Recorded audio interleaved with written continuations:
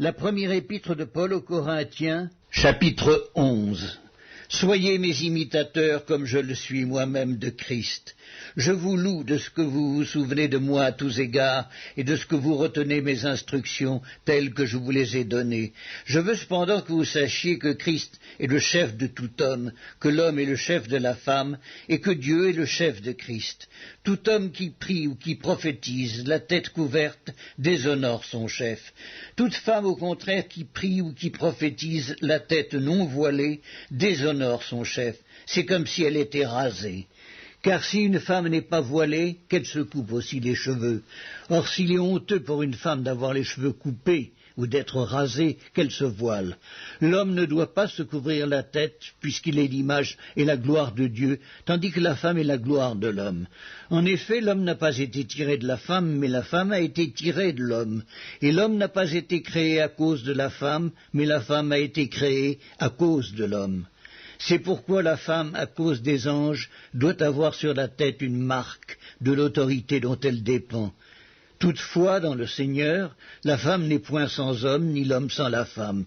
Car de même que la femme a été tirée de l'homme, de même l'homme existe par la femme, et tout vient de Dieu. Jugez-en vous-même, est-il convenable qu'une femme prie Dieu sans être voilée ?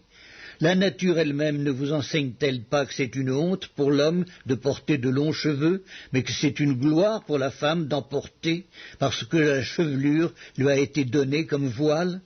Si quelqu'un se plaît à contester, nous n'avons pas cette habitude, non plus que les églises de Dieu. En donnant cet avertissement, ce que je ne loue point, c'est que vous vous assemblez, non pour devenir meilleurs, mais pour devenir pires. Et d'abord, j'apprends que lorsque vous vous réunissez en assemblée, il y a parmi vous des divisions, et je le crois en partie car il faut qu'il y ait aussi des sectes parmi vous, afin que ceux qui sont approuvés soient reconnus comme tels au milieu de vous. Lors donc que vous vous réunissez, ce n'est pas manger le repas du Seigneur, car quand on se met à table, chacun commence par prendre son propre repas, et l'un a faim tandis que l'autre est ivre. N'avez-vous pas des maisons pour y manger et boire ? Ou méprisez-vous l'Église de Dieu et faites-vous honte à ceux qui n'ont rien? Que vous dirai-je? Vous louerai-je? En cela je ne vous loue point. Car j'ai reçu du Seigneur ce que je vous ai enseigné, c'est que le Seigneur Jésus, dans la nuit où il fut livré, prit du pain, et après avoir rendu grâce, le rompit et dit, « Ceci est mon corps qui est rompu pour vous.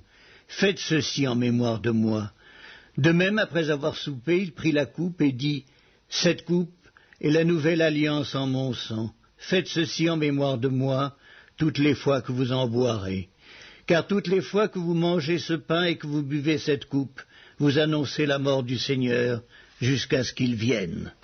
C'est pourquoi celui qui mangera le pain ou boira la coupe du Seigneur indignement sera coupable envers le corps et le sang du Seigneur. Que chacun donc s'éprouve soi-même et qu'ainsi il mange du pain et boive la coupe. Car celui qui mange et boit sans discerner le corps du Seigneur, mange et boit un jugement contre lui-même. C'est pour cela qu'il y a parmi vous beaucoup d'infirmes et de malades, et qu'un grand nombre sont morts. Si nous nous jugions nous-mêmes, nous ne serions pas jugés. Mais quand nous sommes jugés, nous sommes châtiés par le Seigneur, afin que nous ne soyons pas condamnés avec le monde. Ainsi, mes frères, lorsque vous vous réunissez pour le repas, attendez-vous les uns les autres. Si quelqu'un a faim, qu'il mange chez lui, afin que vous ne vous réunissiez pas pour attirer un jugement sur vous. Je réglerai les autres choses quand je serai arrivé.